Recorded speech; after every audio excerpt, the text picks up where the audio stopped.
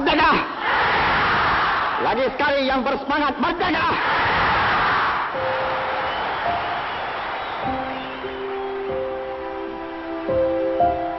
Lee Kuan Yew braced himself early on in life to face history's tumultuous tides full on.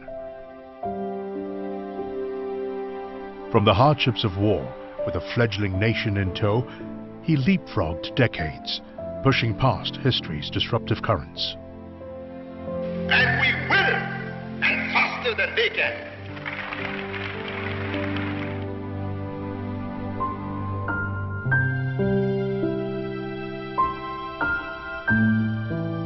He survived its undertow.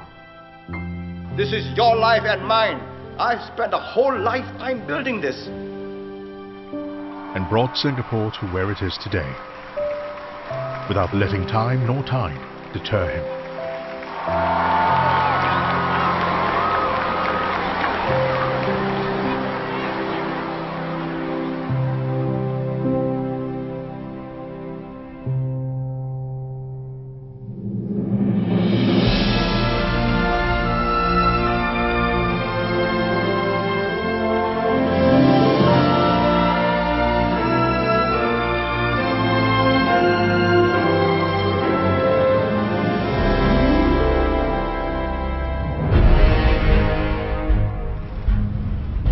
For the young Lee Kuan Yew, the Japanese occupation was the single most important event to shape his political ideology.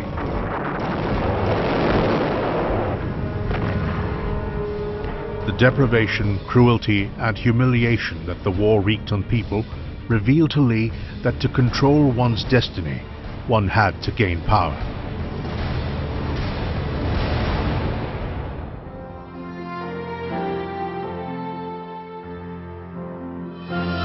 Lee was named Kuan Yew, which literally means light and brightness, but which also means bringing great glory to one's ancestors. We changed the complexion of Singapore.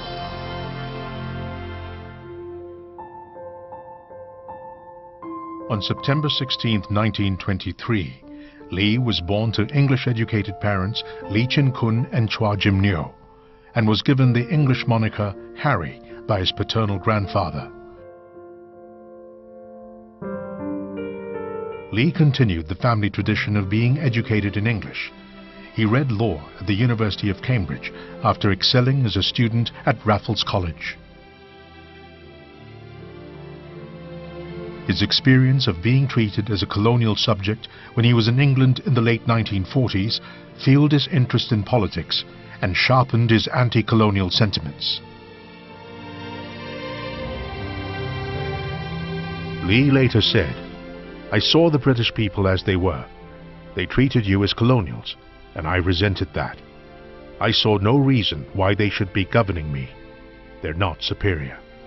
I decided when I got back, I was going to put an end to this."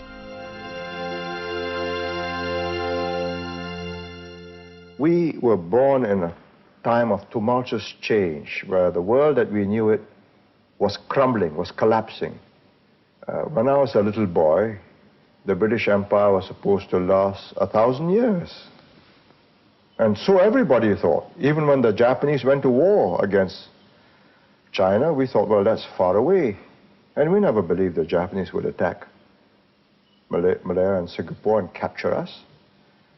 And we literally saw a whole society disintegrate. It collapsed overnight. And we were serfs, to be trampled on to do their bidding. And that did something to a whole generation and said, no, why? This is my life, my country. I have something to say. Lee's political life began right after he returned to Singapore in 1950. Acting as legal advisor and negotiator, he represented the postal workers who were fighting for better pay and working conditions. He was soon appointed by many more trade unions, some of which were controlled by pro-communists. Together with these pro-communists, Li and other anti-colonialists formed the People's Action Party in 1954. It was a marriage of convenience to overthrow the British.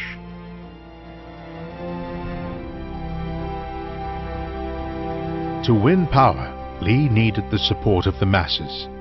That meant reaching out to the Chinese educated, Singapore's majority. It's very interesting how he came back. You can see the political determination to master the languages so that he can communicate with the people whom he will have to appeal to support him to the position of power to do good. And the determination by which he learned his Chinese, which we had none before. Li had taken 8 months of Mandarin classes in 1950. He renewed his Mandarin learning 5 years later at the age of 32.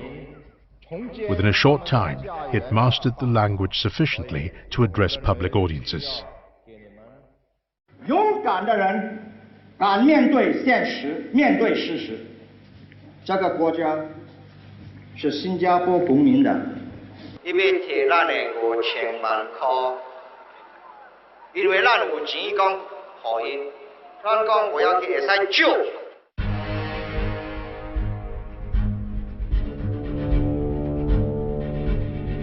In the mid-1950s, riots broke out that fueled tensions between the local government and the communist sympathizers in the Chinese community. A few pro-communist members of the PAP were arrested.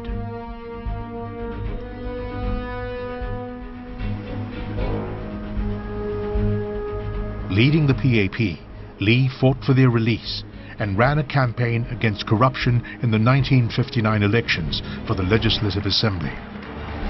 The party won by a landslide.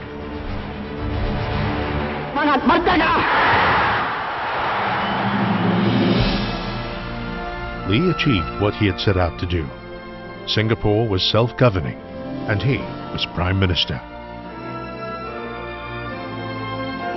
He had acquired power, but others with a different political agenda contested it.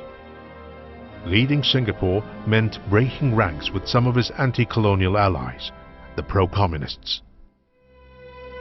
Li said of them, they were not crooks or opportunists, but formidable opponents, men of great resolve, prepared to pay the price for the communist cause. You know, we faced the ultimate when we decided to fight the communists. That is painful death, you know. If they ever win, they'll pull my fingernails one by one. We've got enough gumption in us. Having decided to take our lives in our own hands and fight for what we believe it is right, I say we'll fight to the end, regardless. Li and his colleagues knew they were in for a hard fight with the pro-communists. He had seen up close how the pro-communist left-wing leaders like Lim Chin Siong could mobilize the masses through riots and strikes to paralyze a government. In the battle, it was Li's leadership that counted most. His leadership did make a difference. I cannot imagine, for example, some of his team people surviving the politics of 1961 to 65. I cannot imagine them surviving without him. We have so much at stake. We have gone so far to secure the country. I say rally around and keep these evil forces. You see, they are so ashamed of themselves, they have switched the light off. Look at that. They are cowards, that's what they are. Cowards. They switch the lights off. Look at that. Are these men who are going to lead you to peace and prosperity or to ruination and perdition? Look at them. The battle lines were drawn sharply over the proposal for merger with Malaysia. The non-communists were for it, and the pro-communists were against it.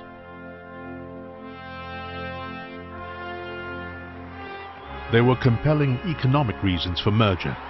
But Lee was also clear about its political necessity. To him, merger was absolutely necessary to prevent Singapore and Malaya being slowly engulfed and eroded away by the communists. Lee believed building a common identity between individuals on either side of the causeway would propel them across racial and religious shores and into a common land. Make the people feel that they are wanted. Not stepchildren or stepbrothers, but one in the family and a very important member of the family.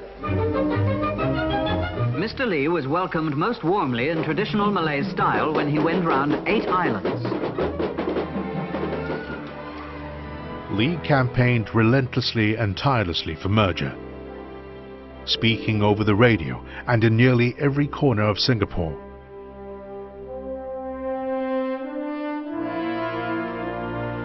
After an intense public contest with his political opponents, Lee won. Most Singaporeans voted for the union with Malaysia. City Hall is again the heart of the city-state. Crowds gather around the Padang to await the arrival of the Prime Minister, Mr. Lee Kuan Yew, whose day this is. On September 16, 1963, which happened to be his 40th birthday, Lee declared Singapore's entry into the Federation of Malaysia. In the history of a nation, there are moments when great decisions have to be made. Today is such a moment in our lives. We, the people of Singapore, have made our contribution. But it wasn't always easy for the two sides to work together. Serious differences emerged. Lee wanted a Malaysian Malaysia, where Malays and non-Malays were equal. He would not condone a policy that supported Malay supremacy.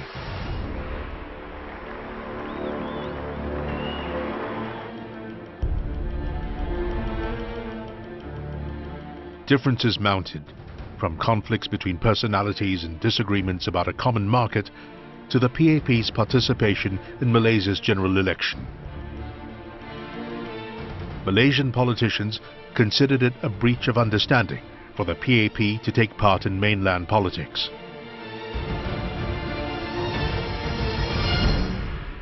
Things came to a head over constitutional rights. Lee addressed the Malaysian Parliament in May 1965 in both English and Malay, laying out his case against communal politics. Tetapi, jikalau saya di rumah tidak cakap bahasa ibunda saya, takkan saya tak setia kepada Malaysia. Supaya Menteri dari Sarawak, takkan dia kalau balik rumah panjangnya dia cakap bahasanya, dia tak ada taat setia kepada Malaysia. Saya tidak percaya. Dia masih selalu taat setia. I think it's generally known that he caused a sensation by addressing Parliament in Kuala Lumpur in Raja Malay. He spoke Malay better than the many Malays. They were absolutely astounded, and I was very apprehensive about it. And I was right to be apprehensive too, yes. The backbenchers were spellbound. They understood every word. That was the turning point. They perceived him as a dangerous man who could one day be the Prime Minister of Malaya. Well, this was the speech that changed history. When you speak in Parliament, you must speak very carefully. You couldn't make mistake. And he didn't finish the speech. So he asked the speaker to give him, to continue the next day because Parliament went on recess. So the speaker said, I give you 45 minutes the next morning. But when Parliament began the next morning, speaker didn't allow him to speak. And he stood up, he said, you promised me yesterday, but no. So then we knew that Malay speech must have some very bad effect on the leadership of the government. I noticed that while I was speaking, the alliance leaders, Tun Abdul Rahman, Tun Abdul Razak, Tan Siew Sin, and the rest, were sitting in front of us.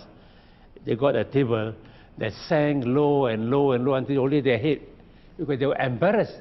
This man could speak Malay better than them. They say they are worried about the Malays. I say, so are we. We want to raise their standard of living. And we will, and faster than they can.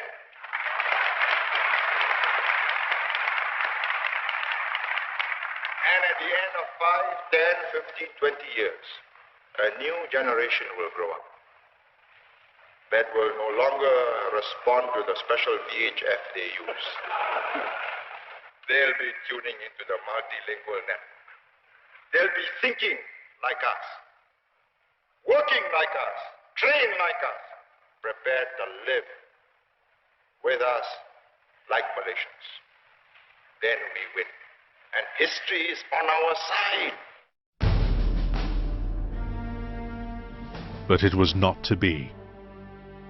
Racial riots sparked off a year earlier by what Lee called Malay Ultras had already created a deep divide.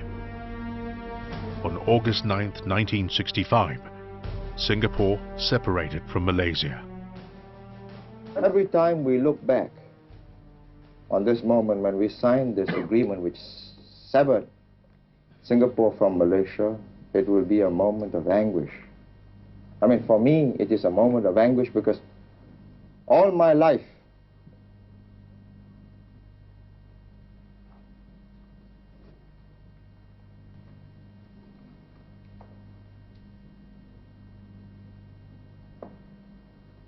you see, the whole of my adult life,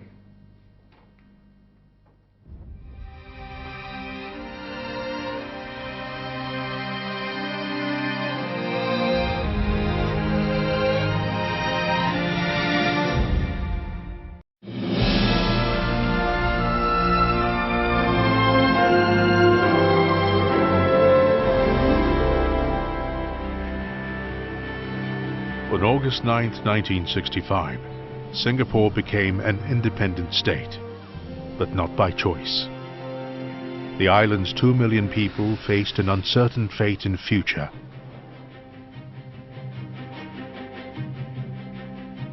Uncertainty that weighed heavily on one man. would you mind if we stop for a while?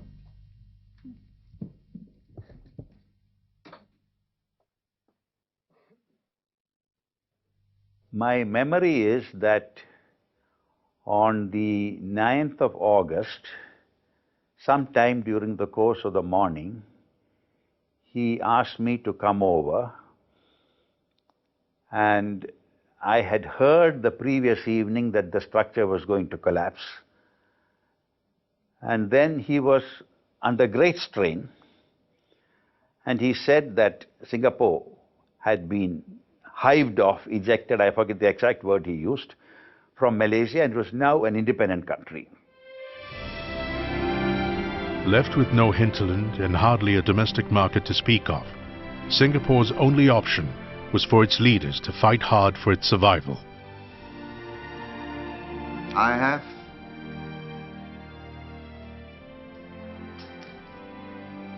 a few million people's lives to account for. And Singapore will survive.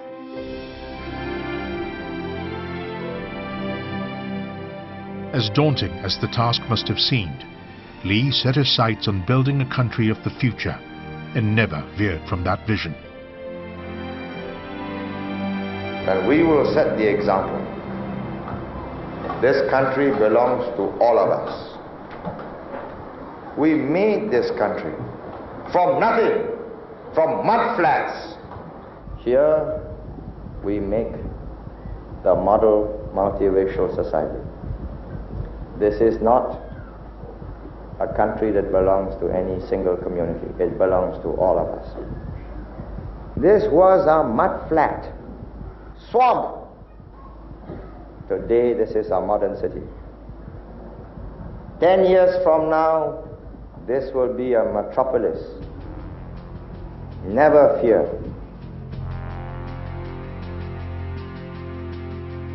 But it wasn't easy. Lee and his team soon had another crisis to deal with. In 1968, out of the blue, Britain announced its intention to withdraw its troops from Singapore. Lee now had to confront the prospect of a country without its own security forces, and thousands of workers retrenched from the British bases, joining the already large numbers of unemployed.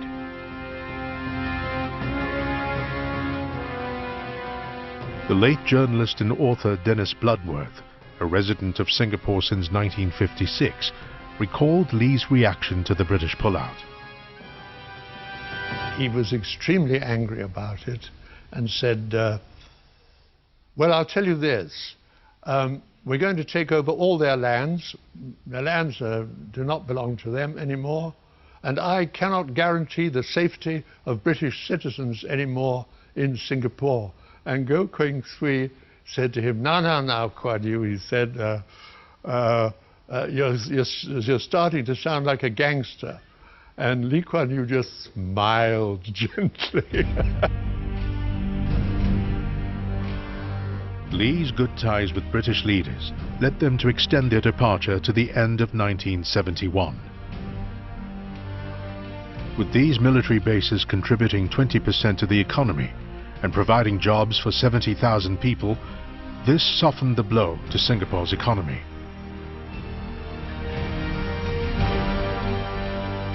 If anybody had suggested at that moment that Singapore would become as prosperous and as remarkable as it has, I don't think nobody would have believed you.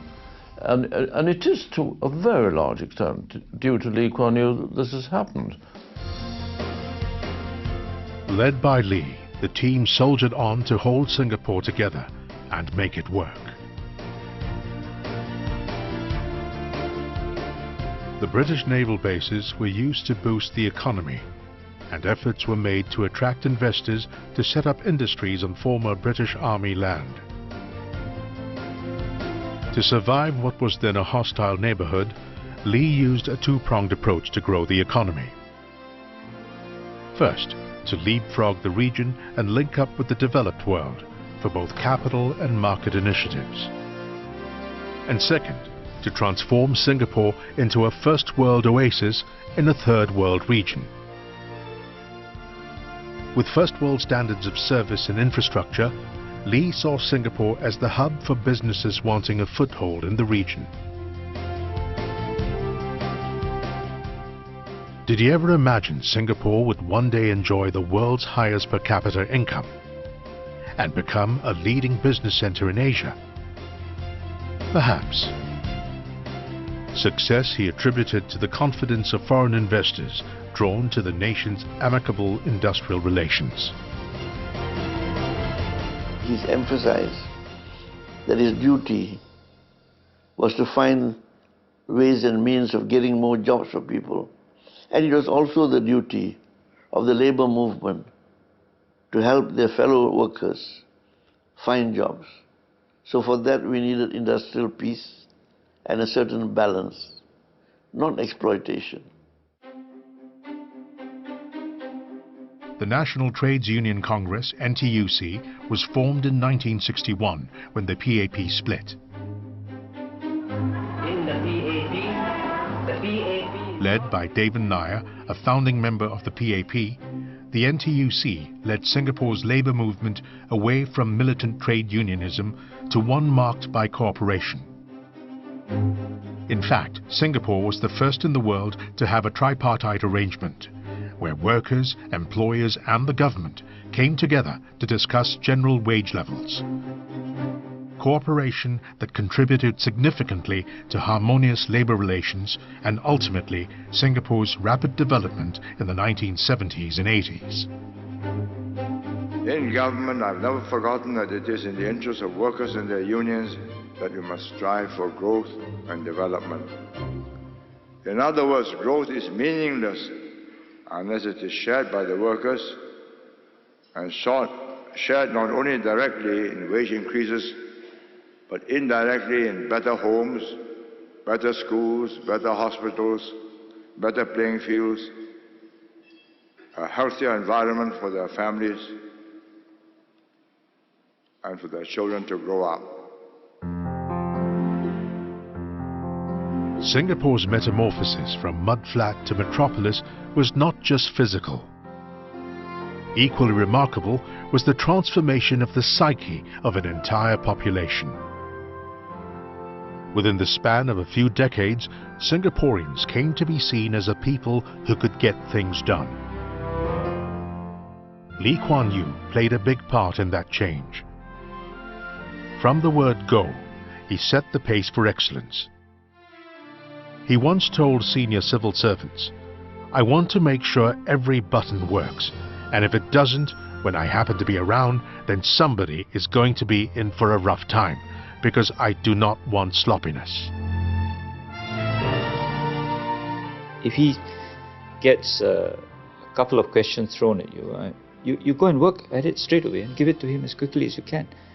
And don't delay, and don't wait 2 days when you can finish by tomorrow, and preferably by today. Early days we thought that he appeared to be very fierce, very strict. Whenever he came down the constituency, even if he went to the washroom, the floor is dirty, he would shouted. But Mrs. Lee always there. She would not go and interfere, but quietly behind the back the soldier. Don't take it seriously. Don't take it serious. He is like that, right?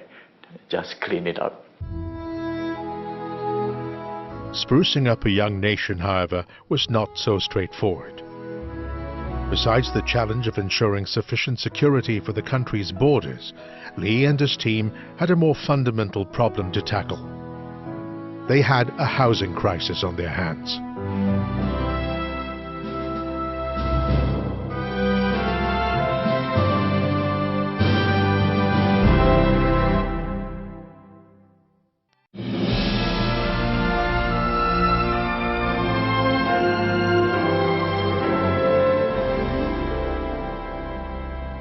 The 50-story pinnacle on Cantonment Road is an icon in Singapore's half-a-century-old public housing landscape.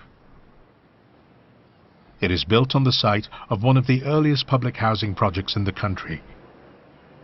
Housing in the 50s was a far cry from what it is today. These were Singapore's living conditions when it achieved self-government in 1959. There was a housing crisis. To meet the nation's acute housing shortage, the PAP set up in 1960 the Housing Development Board, simply known today by its acronym HDB. Its aim, to build 10,000 homes a year. Its predecessor, the Singapore Improvement Trust, was highly skeptical the new board would meet its ambitious target. After all, the SIT built only 20,000 flats in its 30-year history. The expatriates who left the then SIT, predecessor of the Housing Board, doubted whether we could ever do it. And so did the government.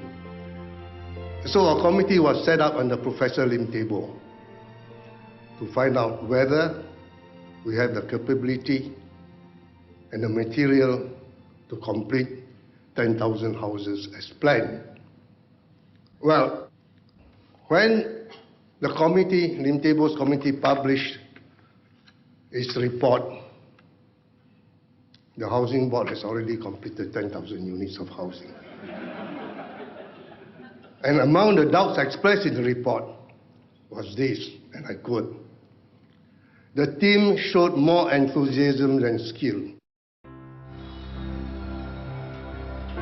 The stakes were high and the difficulties daunting. The PAP, which just came into power, needed to deliver results fast and gain the trust and confidence of Singaporeans. The HDB's performance was crucial to the PAP's re-election in 1963. It was more than a question of providing affordable homes for the people. The social motive to do this was equally compelling. Public housing helped tighten the weave of Singapore's social fabric. Unless we have a rooted population, unless the people have something to defend. So if you ask people to defend all the big houses where the bosses live, and they live in hovels, I don't think that's tenable. So we decided from the very beginning, everybody must have a home, every family will have something to defend. And that home must be owner-owned. But they'll have to pay it by installments and over 20, 25 years, even 30 years. And that home we developed over the years into their most valuable asset. Because of Lee's vision, more than 80% of Singaporeans now live in subsidized public flats that they can call their own. Singaporeans now had a personal stake in their country that went beyond feelings of patriotism. They had a physical space they could call home, and a vested interest to defend it.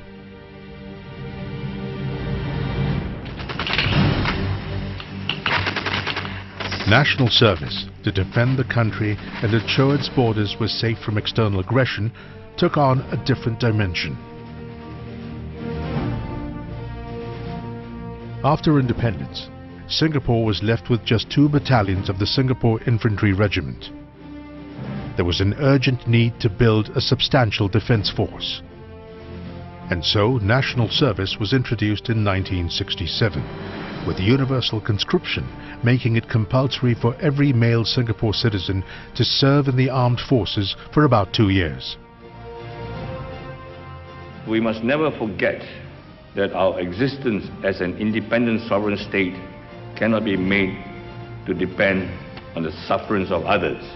The most dependable guarantee of our independence is a strong SAF.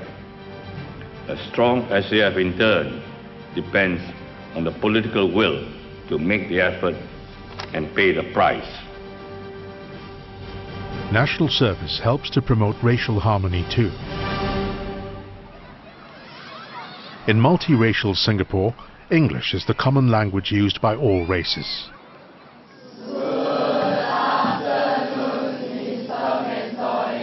Lee saw early on that English would be a unifier that would give Singapore an edge in the international arena. But he also believed that knowing one's mother tongue would build a sense of belonging to one's roots and increase self-confidence and self-respect. And so he championed bilingualism.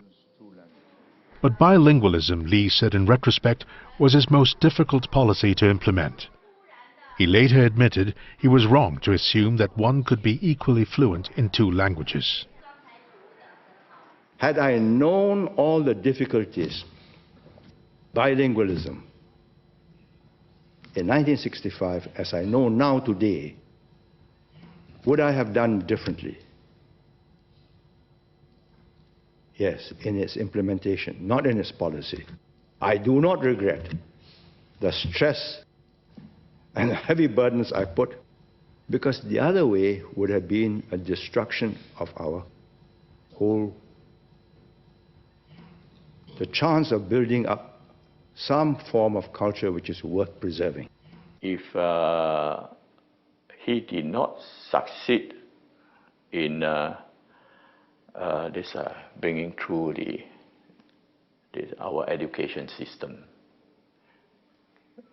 based on bilingual education, we would not have the advantage among other countries to tap on this the China's economic trade.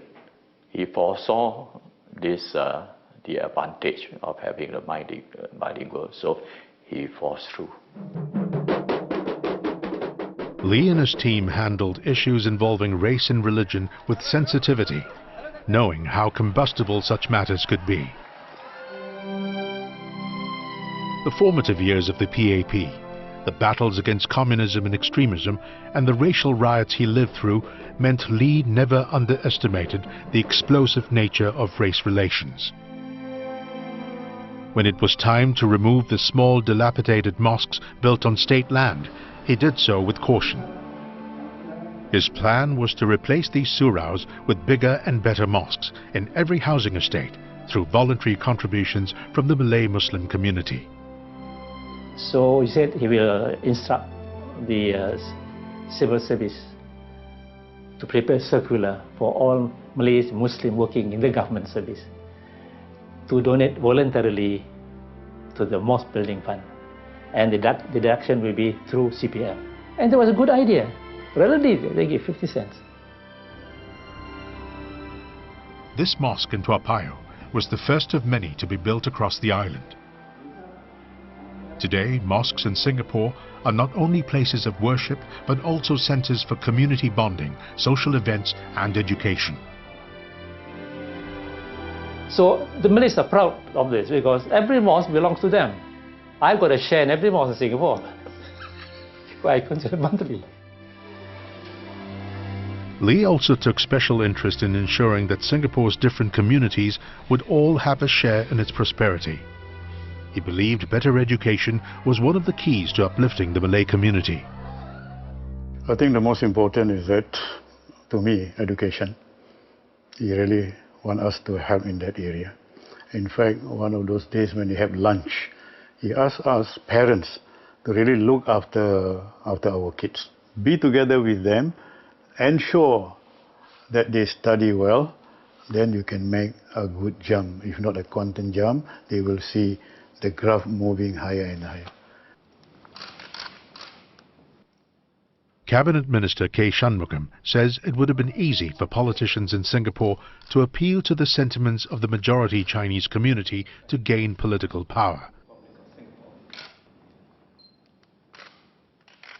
But part of the success of Singapore, he feels, is that it had leaders like Lee who shunned racial politics. I think most sensible people in the Indian community, particularly those who went through the earliest struggles, older than me, I think accept this, that we have the space and we have far more liberty and opportunity in Singapore than we would have been if we were 6% in any other society, including India, where many of the upper caste Indians in Singapore wouldn't have had a chance. The best thing that MM ever did in this respect was that because of the policies that he and his team put in place, I never ever felt that I was a minority. I've always grown up thinking of myself as Singaporean and not anything else. After we became independent, the point which he always reiterated was never do to the minorities in Singapore what happened to us when we were a minority in Malaysia. Always make sure that the Malays, that most Indians have their space, can live their way of life and have full and equal opportunities and are not discriminated against. At the same time, help them to upgrade, improve, move forward.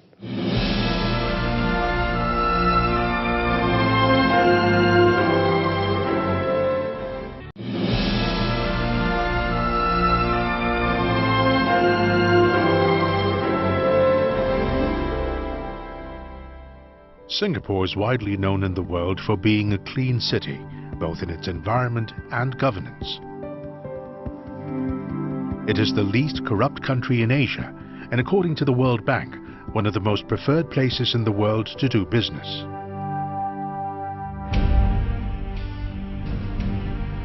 But it was not always graft-free. Corruption was widely prevalent when Singapore was still a British colony. In the 1959 election, the PAP, then the opposition, campaigned against the government's corrupt practices. I am convinced we will thrive in Parliament flourish provided there is honest, effective government. The PAP's anti-corruption position resonated well with the voters.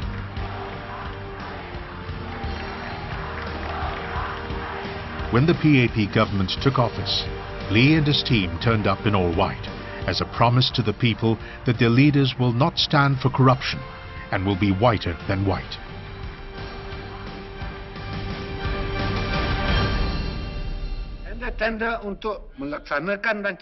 Over the years, the leadership's zero tolerance for corruption earned Singapore a reputation for having a clean and effective government.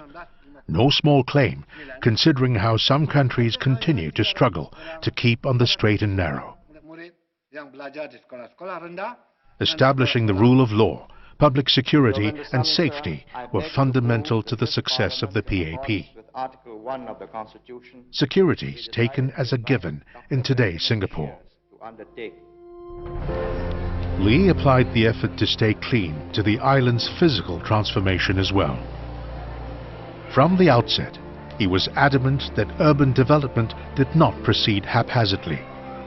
He had seen how a lack of planning had marred other cities and was determined that Singapore did not make the same mistake. Most other cities or countries would say, well, let's take care of the economic development first, even at the expense of the environment, and then we try to fix the environment. He did not take that stand at all. He wanted to pave the foundation for Singapore to have a first world environment when we become first world economy. So much so that I think after a while, when we reach cross a certain hump in tackling the environmental ills and move into further improvement, the good environment became an economic asset. I was really struck by how much he was taken up with this idea of the greening of Singapore. He just believed that that having trees and shrubbery, you don't have a concrete jungle around the place. It's not only aesthetically good, I suppose it has something to do with the soul of the Singaporean, gives a certain softness and a certain calmness. Lee expressed his passion for greening Singapore in practical ways. He planted a tree every year, a tradition he started on June 16, 1963, with the planting of a Mempat sapling. It kicked off an island-wide tree planting initiative and launched Tree Planting Day, a national campaign that helped Singapore earn its garden city reputation.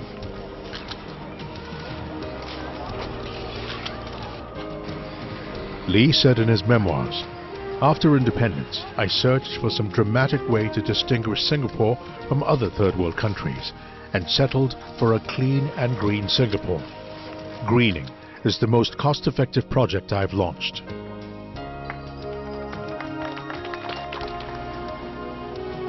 Lee's original vision of a garden city evolved over the years into the concept of a city in a garden, with some 2 million trees planted island-wide. In June 2012, this transformation was celebrated when the breathtaking Gardens by the Bay opened. This is just one example of how we're transforming Singapore's living environment. It may be a densely populated city, maybe one of the densest in the world, but we are determined that our people should be able to live comfortably, pleasantly, graciously. And not just with good homes, efficient public transport, or safe streets, but also to be in touch with nature, to be never far from green spaces and blue waters. Lee was not known to be sentimental about buildings or landmarks. He was practical yet ambitious about transforming the nation's landscape, even when it came to defying nature. In 10 years, let's have fishing in the Singapore River and fishing in the Kallang River. It can be done. One of Lee's most important initiatives started in 1977. It involved the Singapore River, historically the lifeblood of the economy and the center of commercial activity. The river had been the conduit for Singapore's entrepot trade, allowing for the movement of goods from the port to the city. Over the years, it had degenerated into a filthy, congested, polluted waterway. The industries along its banks had been dumping sewage and garbage into its waters. When I was living in Hock Lam Street in Chinatown, I see very few people swimming there. It was full of stench. The water was really poison, poison black. Nobody could even wade through that water. I remembered when I was studying in the secondary school in Canning Seng, I used to walk through South Beach Road and looking at Singapore River, I have to close my nose. Lee proposed what to everyone was a monumental feat, a cleanup. Mr. Lee had thought through the plan and envisioned a Singapore which would be clean and green with riverine recreational amenities in the heart of the city. He was confident that the scheme was doable, and it was a question of organizing ourselves and getting the job done. The Singapore River was reborn, a mammoth task that took 10 years to complete.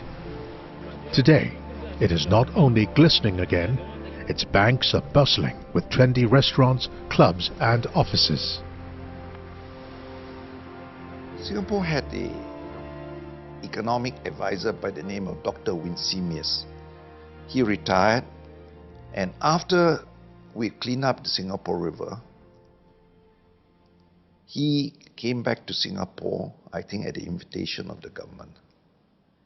And when he heard about the success and that fish has returned to the Singapore River, he went down to the mouth of Singapore River to do some fishing. He caught a fish, and it was a large one. He was surprised, and I was very pleased that he caught a fish. And we didn't put any fish in the river. The Singapore River, now part of the Marina Reservoir, is a constant reminder of the man who defied time and tide.